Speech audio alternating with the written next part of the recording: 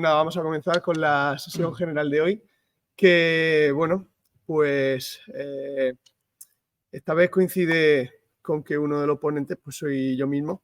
Entonces la presentación es más sencilla y me van a acompañar hoy mi compañero Pedro Pablo Ortuño de nefrología y mi compañero José Benito, que es enfermero de nuestro servicio de radiología y es el encargado de la calidad en nuestro servicio. Y bueno, pues la sesión general de hoy, que tiene un título un poco más largo del que nos hubiese gustado, pero verdaderamente es que estamos aquí para hablar de lo que es el nuevo procedimiento que ya está aceptado, consensuado entre 6 servicios del hospital. Rayos, nefro, alergia, UCI, urgencias y UCI. UCI y calidad. 7 servicios que han intervenido en la realización de este procedimiento que, bueno, hemos llamado procedimiento para la prevención y manejo de las reacciones adversas al contraste iodado en técnicas de imagen. El título por longitud es a su vez descriptivo y todo empezó hace unos años cuando pues Pedro Pablo y yo éramos todavía residentes y le dije un día, oye, y hacer un poco de research sobre este tema, que solucionemos las dudas que se nos plantean tan frecuentemente, supongo que a ti también te ocurre, y bueno, pues nos ocurría mucho en las guardias, ¿no? ¿Y qué hacemos con estos pacientes? Y cuando nos preguntaban, oye, es que este ha tenido una reacción alérgica que le dio calor, no se puede poner contraste. O este es que tiene la creatinina en 1,5, no se puede poner contraste. Bueno, pues queríamos darle un poco de solución a todo este tipo de situaciones que se nos planteaban con bastante frecuencia. Y bueno, pues como veis en la fecha que aparece en la pantalla, pues estábamos en plena época de mascarillas, que se nos veía la cara a mitad, y bueno, pues hace 3 años ya de aquella sesión general y de todo del inicio de este proceso, que al final pues han sido 3 años hasta que hemos conseguido ya validarlo y que esté aprobado para el uso en el hospital. Y lo que venimos a presentar es ese procedimiento, que sepáis dónde encontrarlo, que sepáis lo que contiene y que tengáis facilidad a la hora de utilizarlo. Venimos a introducirlo para facilitar y promover su uso. Bueno, como pequeña introducción, el empleo de contraste iodado es habitual y fundamental para nuestra práctica clínica. Se detectaron dudas en los médicos peticionarios acerca del manejo de los pacientes expuestos al contraste iodado. Se revisó la literatura y se encontraron modos de estandarizar el manejo de estos pacientes y se puso en común entre estos servicios que hemos citado para establecer los acuerdos necesarios. Se valoró y validó por parte de la unidad de calidad asistencial y se diseñó, debatió y aprobó el presente procedimiento, con el título igual que el de la sesión y que se volverá a revisar en 2004 de 5 años. Su misión es prevenir o minimizar los efectos indeseados en pacientes que reciben contraste iodado y sus objetivos secundarios son establecer los pasos que se deben dar, así como quién, cuándo, dónde y cómo, mejorar el funcionamiento de nuestro servicio ajustado a los estándares de calidad, ofrecer al personal de enfermería y técnicos una guía actualizada de acción en estos pacientes y formar a nuestros residentes en el manejo de los pacientes expuestos al contraste iodado, parte de lo cual todo ello se integra en esta sesión general de hoy. ¿Dónde podemos encontrar el procedimiento? Porque esto, bueno, a fin de cuentas va a ser lo más importante de la sesión, por eso lo he puesto al principio. Hemos decidido que iba a ir al final, pero hemos decidido que mejor al inicio, porque lo fundamental es saber dónde encontrarlo. Aquí podemos comentar todo lo que queramos, pero al estar todo escrito en papel es mucho más sencillo pues saber dónde está y poder acudir a él y poder recibirlo cuando lo necesitemos, ¿no? Porque memorizar todo esto pues no tiene sentido, sobre todo teniendo el formato ahí fácilmente. Como digo papel, realmente es online, se puede imprimir, por supuesto, pero online lo tenéis y es muy sencillo de encontrar. Estará en el carrusel durante los próximos días. Estuvo en el carrusel de Arrinet durante un tiempo antes del verano, en junio, final de mayo, principio de junio, cuando se aprobó de facto, pero como terminamos las sesiones generales y no hemos podido retomar una fecha hasta ahora, pues lo presentamos ahora en sesión general y volverá a aparecer en este carrusel de Arrinet. Entonces lo tendréis pasando en Arrinet durante la próxima semana como mínimo. a ver si algún tiempo más. Pero bueno, estará en el carrusel, fácilmente accesible, y luego si no, pues es sencillo, ¿no? En el panel de Arrinet deberíamos ir, sí, se ve, deberíamos ir a calidad. En calidad se nos despliega este desplegable y tenemos diseño, protocolos y guías clínicas, y en protocolos y guías clínicas pues ahora mismo me parece que está el segundo, porque ha habido algún otro, pero aparece rápidamente, se encuentra enseguida. Y si no, pues bueno, siempre nos lo podéis pedir cuando lo necesitéis. Por lo general, los servicios involucrados, pues al tener facilidad y familiaridad con el protocolo, os lo vamos a saber hacer llegar fácilmente, cualquiera de nosotros. Y bueno, pues lo tenéis ahí, ¿no? En cualquier caso, si no se encontrase, ahí está, cuando abrimos la parte de protocolos y guías clínicas, le damos a siguiente y al final pues acaba apareciendo, ¿no? En este caso estaba el primero, pero ahora ya os digo, me parece que está el segundo ya. En cualquier caso, ya sabemos dónde encontrar el procedimiento. Si no lo encontramos, pues recurrimos a cualquiera de los compañeros involucrados en él. Y su estructura pues se divide en subprocedimientos. Digamos que cuando lo abramos, que no lo vamos a abrir porque es muy engorroso estar para arriba y para abajo aquí para ir explicándolo, pero bueno, es sencillo, ¿no? Está valorado, está dividido en subprocedimientos. Entonces, según lo que necesitemos, nos va a ser relativamente sencillo encontrar lo que queremos. Son apartados de un índice. El primer subprocedimiento sería el anamnesis de reacciones adversas previas al contraste iodado. El segundo, la valoración del riesgo renal. El tercero, la información que hay que dar al paciente. El cuarto, la profilaxis en pacientes urgentes. El quinto, profilaxis en pacientes programados. Y el sexto, tratamiento de los efectos indeseables. No solo hemos valorado incluir la prevención, sino también el tratamiento una vez en la sala del TAC principalmente. Por tanto, si tenemos un paciente que tenemos duda, se le puede dar contraste porque tiene riesgo renal, pues bueno, la primera parte nos iríamos al segundo subprocedimiento y veríamos la valoración del riesgo renal. Entonces, nos ayudaría el procedimiento a decir, ¿este paciente está en riesgo de que el riñón sufra debido al contraste, sí o no? Si la respuesta es que sí, tenemos la profilaxis, bien sea un paciente urgente o bien sea un paciente programado, para una u otra cosa, porque sus procedimientos a su vez se subdividen en pequeños apartados también. Y luego tenemos anexos para completar estos subprocedimientos. Los anexos, bueno, es muy sencillo de utilizar porque el subprocedimiento mismo ya llega un momento en el que el texto te dice consultar anexo B y llegas anexo B.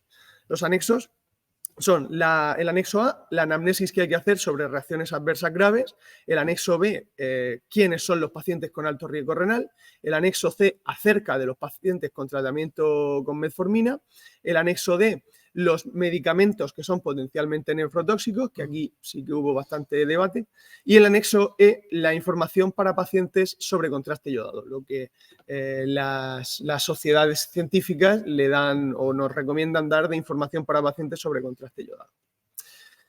Bien, y como veis, este sería el primer subprocedimiento de anamnesis de reacciones alérgicas. Dice el objetivo, quién lo realiza, que por lo general siempre va a ser el médico prescriptor de la prueba, eso no cambia en ninguno de los subprocedimientos. Cuándo se realiza, que es al realizar la petición. ¿Dónde? Bueno, en este caso en el hospital, pero los centros de salud y el centro de especialidades que nos estáis viendo por el online, pues también están involucrados, por supuesto. Y el cómo, pues nos explica cómo hay que hacer esta anamnesis, ¿no? Y bueno, pues como veis, es sencillo, cómo nos redirige al anexo. Interroga sobre reacciones adversas previas, anexo A.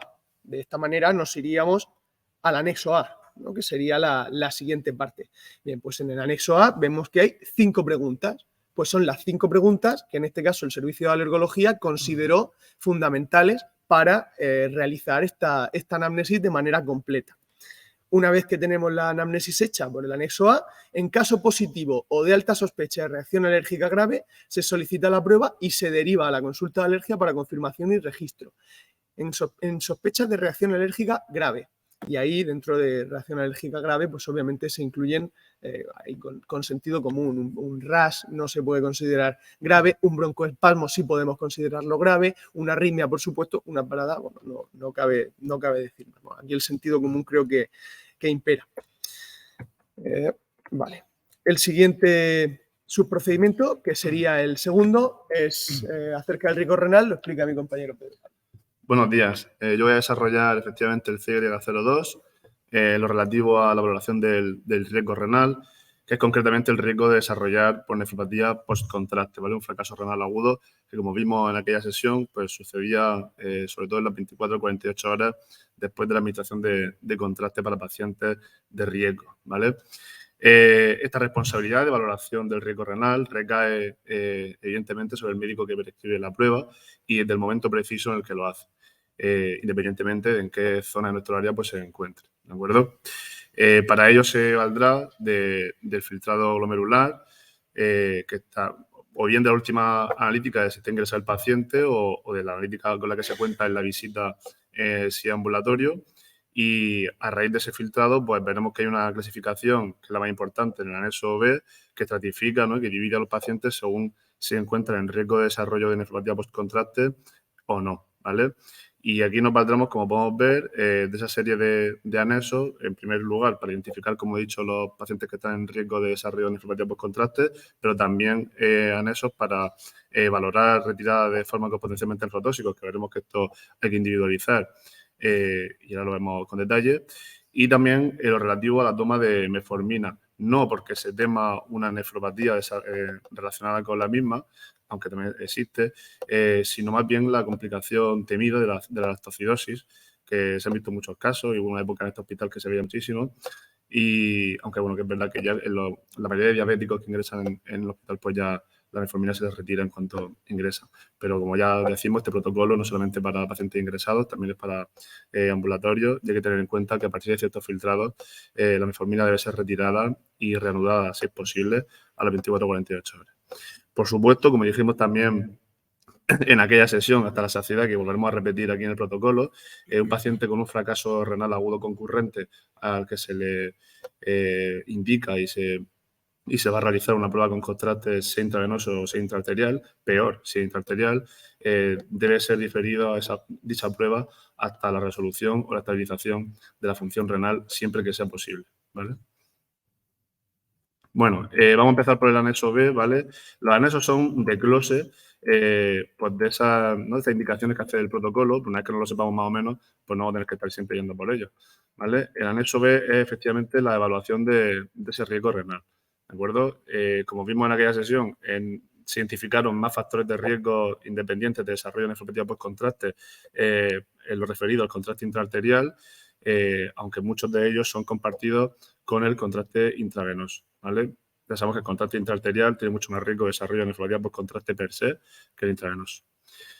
Para el contraste intravenoso, bueno, lo digo resumidamente, filtrado menores de 30, sea intravenoso o sea intraarterial, es un paciente de alto riesgo de nefropatía por contraste y por lo tanto que habrá que premedicar y posmedicar, ¿vale? Lo veremos cómo. Y en este caso, el intravenoso se vio que con filtrado en menor de 45 mililitros minuto, junto a otros factores de riesgo, pues también debían ser premedicados. Por otra parte, se demostró que creatina mayor de 1,5 junto con diabetes era factor también de alto riesgo de desarrollo de nefropatía post-contraste.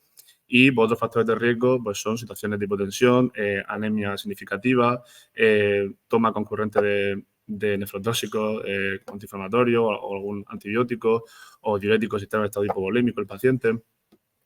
La edad también se demostró mayor de 70 como factor de riesgo independiente para desarrollo de nefropatía postcontraste, que se sumaría, ¿no?, a otros factores de riesgo para pacientes con filtrado menor de 45 a la hora de identificarlos como pacientes en alto riesgo.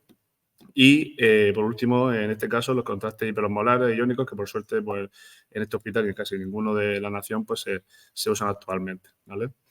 Que es un factor dependiente de la técnica. Como digo, para el contraste intraarterial vemos muchos factores de riesgo que son comunes, ¿no?, al intravenoso, pero vemos más. Se identificaron más factores de riesgo que para el intravenoso. Por ejemplo, un filtrado menor de 60 junto con proteinuria, este está en el tercer lugar, ¿vale? Junto con proteinuria masiva, ¿vale? O más de 5 gramos de proteinuria en 24 horas o albuminuria de más de 3 gramos. También se ve como un factor de riesgo independiente para el desarrollo de la nefropatía. hiperglucemia en no diabéticos conocidos, aunque probablemente sería un estudio que la mayoría de ellos eran diabéticos sin diagnosticar, ¿vale? Que eso lo veía en el último lugar. Y esto también es muy interesante y muy importante. En el penúltimo lugar hay un factor de riesgo que se parece mucho al que hemos dicho en intravenoso, que empieza igual, pero luego añade el factor dosis dependiente, que sí se da en el contraste intraarterial y que no así se da en el intravenoso, ¿vale? Esto es muy operador dependiente. Hay técnicas en las que se usan pues, dosis de contraste y habría que intentar homogeneizar esa dosis para evitar que superen esas medidas, que encima se identificó a partir de qué cantidad más o menos era condicionaba, ¿no? esa aparición de insuficiencia renal. Habría que intentar homogeneizar esas dosis para evitar al máximo posible pues el desarrollo de nefropatía post-contraste, que en muchos casos parten de enfermedades renales crónicas ya de base y que supone la entrada en diálisis tras esa administración de contraste a altas dosis que eran evitables, ¿vale? Y nada, y el resto de factores de riesgo ya son similares al de contraste intravenoso, ¿vale? Que están aquí en otros. Y bueno, de forma resumida y de forma más clara, para que no sea tan farragoso, pues dejamos esta tablita en la que se pone pues, el filtrado menor de 30, como hemos dicho, me da igual que sea intravenoso que sea intraarterial, tiene indicación de premedicación y posmedicación con suero salino, ¿vale? Y filtrar menor de 45 de intravenoso y menor de 60 en intraarterial, junto con otros factores de riesgo que habrá que ver en el anexo B, ¿no? Lo acabamos de ver, pues también tendría indicación. Si es fracaso renal agudo, ya lo hemos dicho, ¿vale? Hay que esperar. Y luego una cosa muy importante también, que es una inercia que se ha ido arrastrando muchos años y que por más que se dice es difícil quitarnos de encima. La sesión de hemodiálisis extra después de un contraste, de una administración de contraste, no ha demostrado que reduzca el daño por contraste lo más mínimo. Se hizo además un estudio muy ilustrativo en el que se administraba contraste y al mismo tiempo se dializaba a los pacientes y no se evitaba en absoluto el daño renal por contraste, que ocurre en el momento en el que el contraste entra en la vasculatura del paciente, ¿vale? Por vasoconstricción directa y por hiperviscosidad se produce el daño. No se puede evitar, ¿de acuerdo? Por otra parte, sí que es óptimo llevar al paciente a la prueba con contraste lo más euvolémico posible en la medida en la que el contraste es volumen que se administra a un paciente que pueda tener o no dificultad para manejarlo, ¿de acuerdo? Vale, luego, eso en relación a identificar que está en riesgo de desarrollar la nefropatía. Ahora vamos a hablar de la metformina, ¿vale? Que como hemos dicho, tiene una relación directa con el filtrado, ¿no? Con la función del riñón, pero no tanto así como nefrotóxico, sino como tóxico en general. En este caso, pues vemos que la metformina para contraste intraarterial, el filtrado menor de 60, debe ser retirada al menos 48 horas antes del contraste, ¿vale? Y para intravenoso, el filtrado menor de 45. En caso de que se deba retirar metformina, ¿vale? Debería realizarse una analítica de control 24-48 horas tras la exposición del contraste para ver que efectivamente se pueda reanudar el tratamiento. Aquí ya separamos en caso de que se retire la metformina entre pacientes ingresados y pacientes ambulatorios, ¿vale? Los ingresados, como ya he dicho, la mayoría de ellos llevan insulina puesta y bueno, para decir cuándo reanudar la metformina, pues se verá si cumple por filtrado criterios de efectivamente poder reanudarse a las 24 o 48 horas, ¿de acuerdo? En pacientes ambulatorios, un control glucémico estrecho si se ha retirado, si no se puede luego reanudar, pues tendrá que sustituirse a criterio de su médico prescriptor por otro antidiabético oral hasta que se pueda o no reanudar la metformina.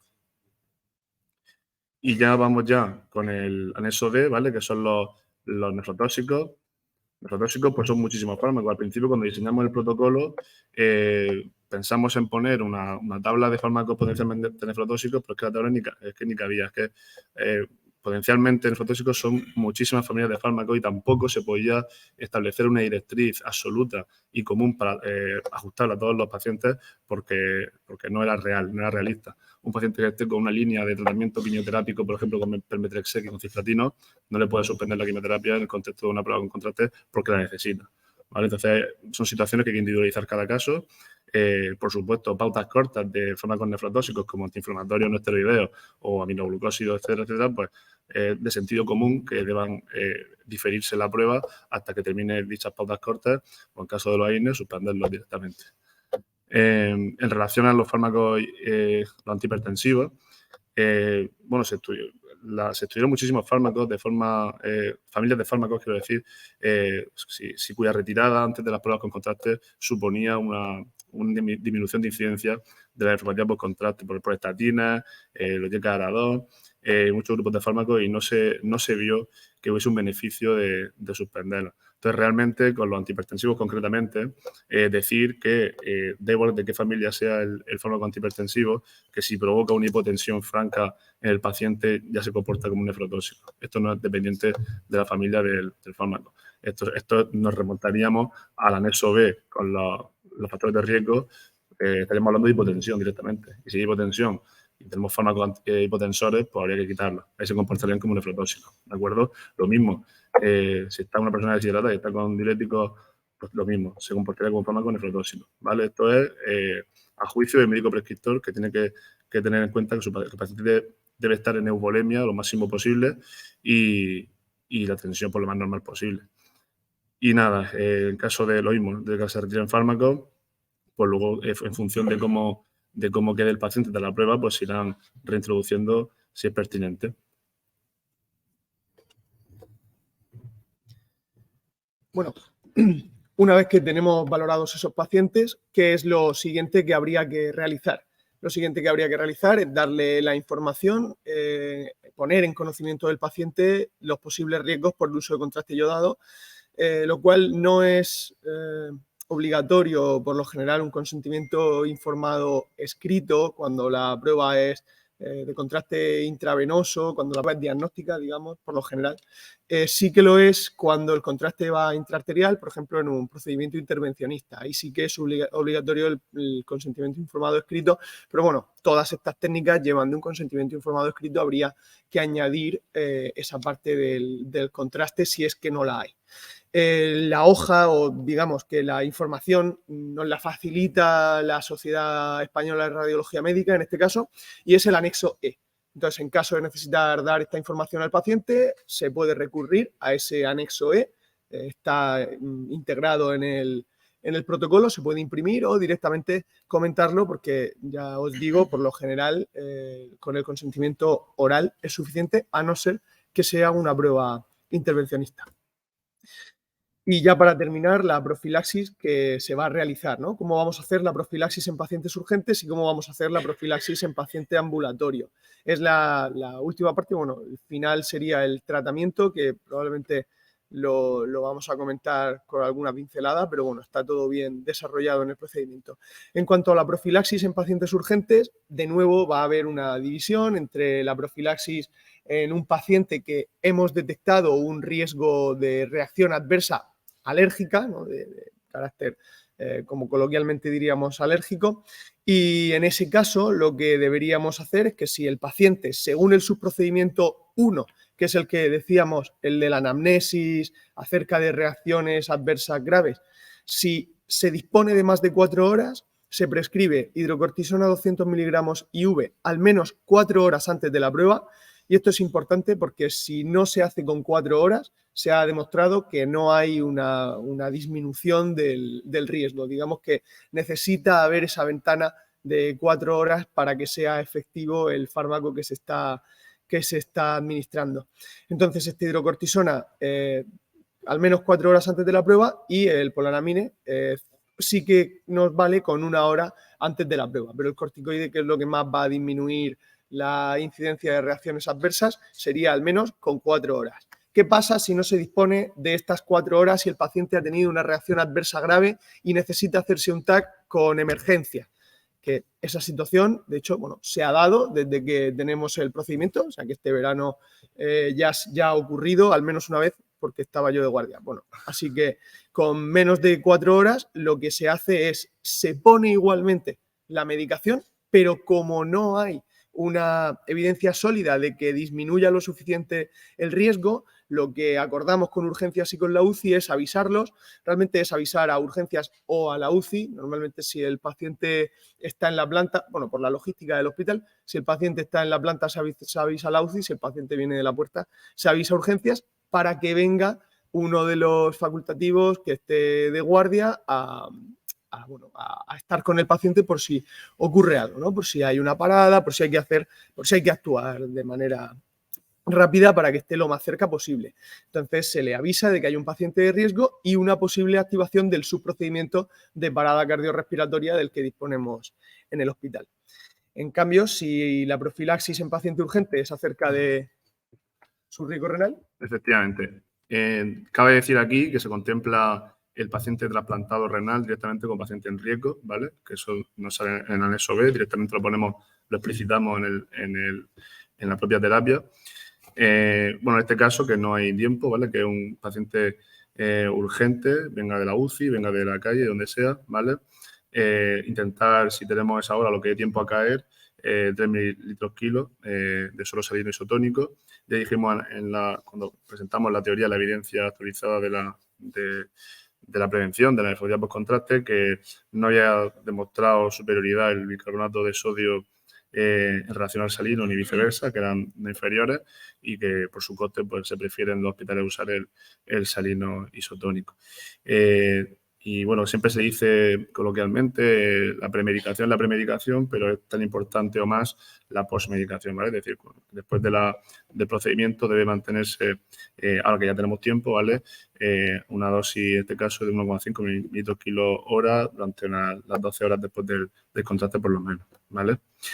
Por supuesto, estas normas, estas directrices no pueden ser para todos sin pensar, ¿vale? Hay que ajustarla a cada paciente. Un paciente que tiene una descompensación hidrópica, una cirrosis y que esté en una situación de hipervolemia, una situación de cardíaca congestiva, no podemos ponerle las dosis fijas que este protocolo indica. De hecho, el protocolo mismo te avisa y te dice que tengas precaución y que ajustes lo que vas a poner para pacientes que tengan situaciones de sobrecarga hídrica.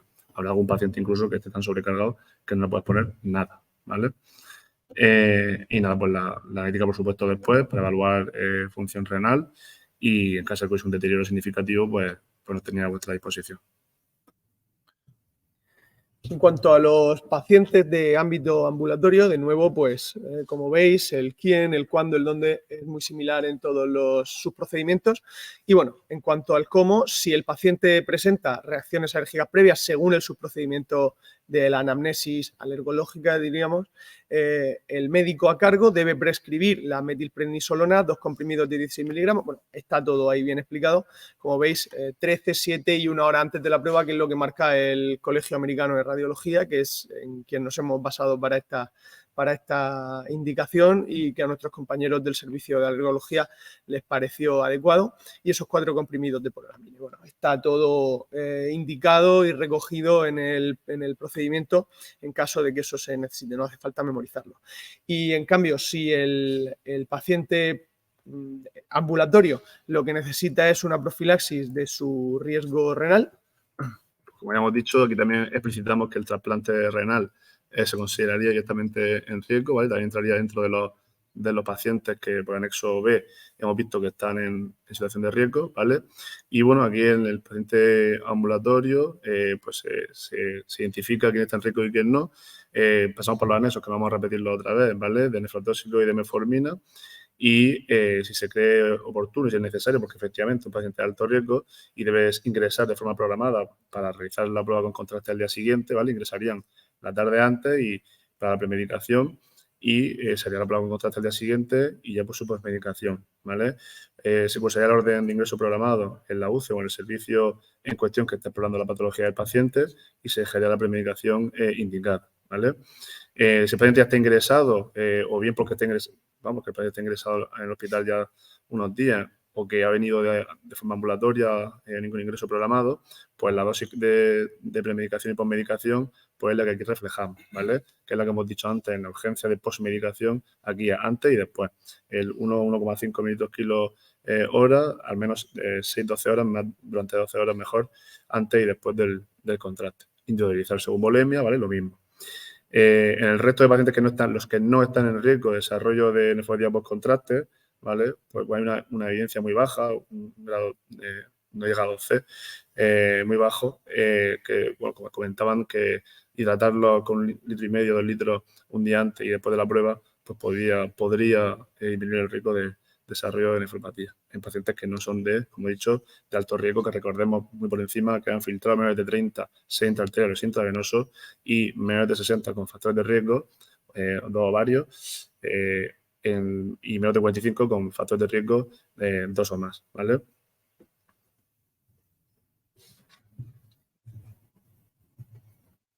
Y bueno, todo esto, la integración hospitalaria que ha tenido y todas las dudas que puedan surgir, porque han ido surgiendo muchas dudas a lo largo de la realización del procedimiento y problemas, ¿no? Y entonces, ¿con este qué hacemos? Y con este otro, ¿qué hacemos? Bueno, pues la verdad es que ha sido fundamental la participación del enfermero de la consulta de radiología, que es la parte que va a presentar José Benito, porque bueno, es quien integra y quien consigue que todo esto se pueda realizar, ¿no? Gracias a la labor diaria que llevan a cabo. Así que quién mejor que él mismo para explicarlo. Bueno, buenos días. Para explicar un poco lo que es el enfermero o la consulta de enfermería, tenemos este esquema que es muy sencillo, donde tenemos el circuito o los filtros por el que pasa una petición de TAC desde que la formula el médico prescriptor hasta que el paciente llega a la sala del TAC. ¿Vale? Lo he destacado ahí en rojo, estamos ahí en medio en la consulta y lo que hacemos, cuando el médico prescriptor realiza la petición, normalmente es él el que especifica, esto es lo ideal, que el paciente cuenta con un problema de insuficiencia renal o de alergia. ¿Vale? Esto no siempre es así, pero bueno, contamos con que él nos lo especifica, la petición llega a admisión y ya admisión nos la pasa a nosotros, ¿vale? A la consulta. Ahí, con la suficiente antelación, nosotros nos ponemos en contacto con ese paciente tras valorarlo en su historia.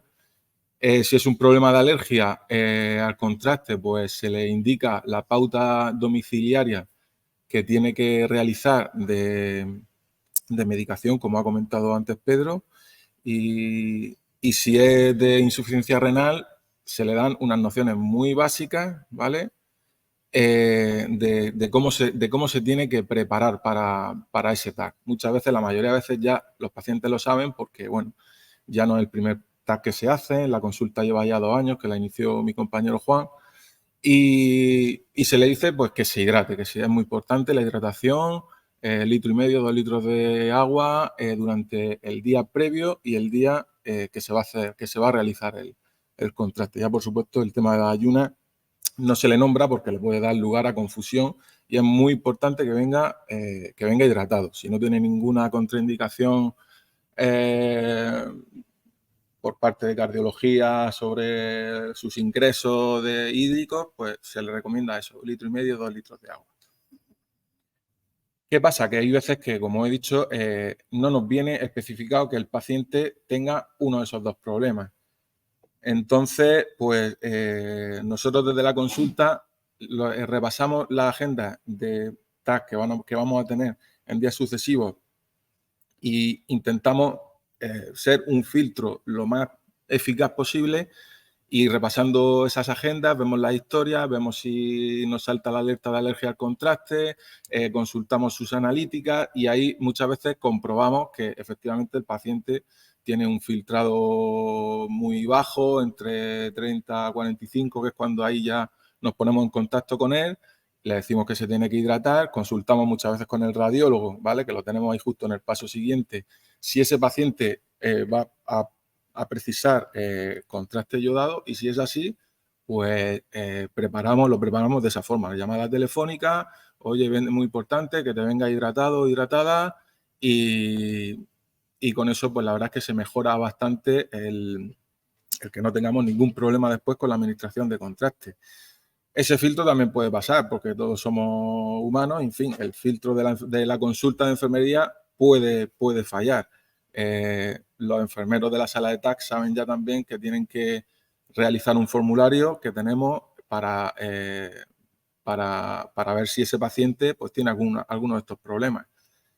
Con la consulta lo que hacemos es ganar ese tiempo, ¿no? Esperar a que el paciente llegue a hacerse el escáner el día de la prueba para darnos cuenta de que el paciente tenía que venir hidratado o tenía que venir premedicado y en ese caso tendríamos que, si no es un TAC urgente, volverlo a citar otro día. Ahí lo que intentamos es pues, que eso no suceda. ¿De acuerdo? Nosotros también, aparte de la hidratación, en pacientes alérgicos le damos la pauta que se tiene que tomar de premedicación para el TAC cuando son alérgicos y miramos si toma, uno de los puntos que tenemos muy en cuenta es si el paciente es diabético, que suele ir de las manos, el que tengan insuficiencia renal y tengan diabetes, muchas veces la mayoría va de la mano. Comprobamos en el Ágora si ese paciente toma metformina y si es así, se la suspendemos e intentamos 2 días antes y el día posterior a la prueba. Le decimos al paciente que se controle bien, que se haga controles, que se vigile, que se controle un poco la ingesta, si esos días no va a tomarla, e intentamos hacerle un seguimiento analítico para ver si tras la administración de podemos reintroducir la metformina. Y ese es un poco el papel que tenemos, que llevamos desde la consulta. La consulta se creó hace casi 2 años. Empezó Juan, hicimos un trabajo ahí de inicio muy fuerte. Ahora ya está empezando a ser más sencillo. ¿Por qué? Porque las administrativas cuando citan ya ahí le están diciendo al paciente que beba mucha agua. Entonces eso ya nos facilita por si hay alguno de estos filtros falla, que el paciente venga preparado y ya los pacientes ya saben de otras pruebas pues, que tienen que hacerlo. Entonces, cada vez es más sencillo. Los enfermeros tenemos en Selene una serie de formularios que son los que usamos para registrar estas cosas, ¿no? Eso que veis ahí son los iconos de TAC y de resonancia en el que pone TAC. Se nos abre este formulario y ahí especificamos si el paciente tiene alergia, si el paciente toma metformina, si el paciente tiene buen filtrado, buena función renal y tenemos ahí una especie de calculadora que metiendo los 3 parámetros, creatinina, urea y albúmina, nos da el filtrado y con ese dato es con lo que decidimos si en la consulta o en el paciente urgente que te ha bajado a hacerle el TAC, si decidimos poner algún tratamiento, ponerlo o avisar al radiólogo o cualquier historia. Pero que sepáis que esos formularios en Selene existen, nosotros los registramos ahí. Tenemos también un formulario que es ese que se ve ahí abajo en el cuadrado, ese formulario verde, que es de efectos adversos cuando ocurre algo, ¿vale? Cuando ocurre algún efecto secundario tras la administración de contraste. Y es un formulario que está bastante bien. Ahí lo registramos todo, desde qué es lo que ha pasado hasta qué es lo que se le ha puesto, qué tipo de contraste, el lote del producto y si ha precisado medicación y todo se puede registrar ahí. ¿Vale? Y ya está, simplemente era eso, tampoco me voy a extender mucho más. Bien, ya para terminar, sí que tenemos una última parte que sería la del tratamiento, que está recogido también, el tratamiento de los efectos indeseados, que bueno, pues como veis está bien recogido todo lo que habría que realizar en el cómo, va por pequeños pasos de todo lo que hay que hacer, suspender la administración del contraste, colocar al paciente en Trendelenburg y con las piernas elevadas, avisar al radiólogo, valorar la necesidad de ayuda externa y, en caso necesario, avisar urgencias o a la UCI si es que no se ha hecho previamente, porque no haya tenido una reacción adversa grave previamente y sea la primera y, bueno, pues esto puede ocurrir, pues también está visto lo que habría que hacer. Si hay síntomas claros de anafilaxia, se administra adrenalina intramuscular en la cara externa del muslo, se valora la respiración y la permeabilidad de la vía aérea. Si el paciente está consciente, se coloca mascarilla tipo reservorio a 15 respiraciones por minuto con objetivo de saturación de oxígeno al 100%. Si el paciente está inconsciente o en apnea, se coloca el Guedel y la ventilación con el AMBU. Se valora el estado circulatorio y, si es necesario, hay que administrar, si está hipotenso, se administra el medio litro de suero salino por vía rápida y el tratamiento adyuvante en caso de necesitarlo, salbutamol, poloramine, corticoides. ¿Vale? Está recogido en caso de que ocurra algún evento adverso grave, ¿vale? Todo lo que habría que hacer.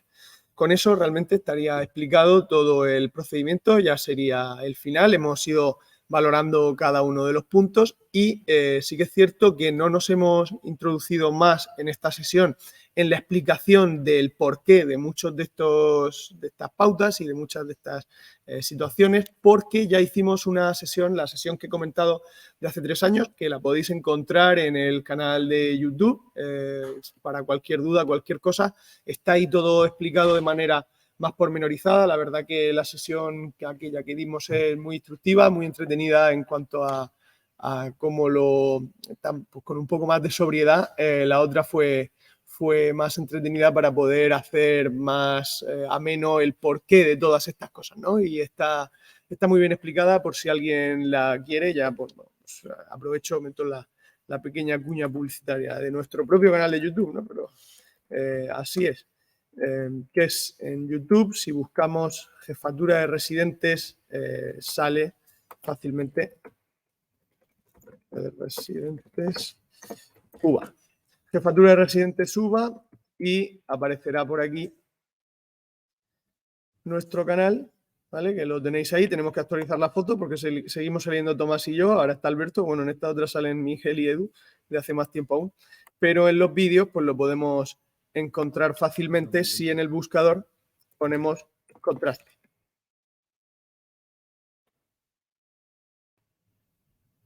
Y aquí aparecerá donde esto quiera. Pero bueno, que por aquí lo tenemos, lo podemos encontrar. En cualquier caso, es octubre de 2020. Como veis, están todas las sesiones subidas. O sea que también podéis comprobar por si hay alguna que os interesa y que os guste. Pues hay más de 100 sesiones subidas en el canal, ¿vale? No responde ahora, pero si lo buscáis, aparece muy fácilmente. Y bueno, pues con esto, si mis compañeros no quieren añadir nada, habríamos concluido la sesión y ahora pasaríamos al turno de preguntas. Muchas gracias.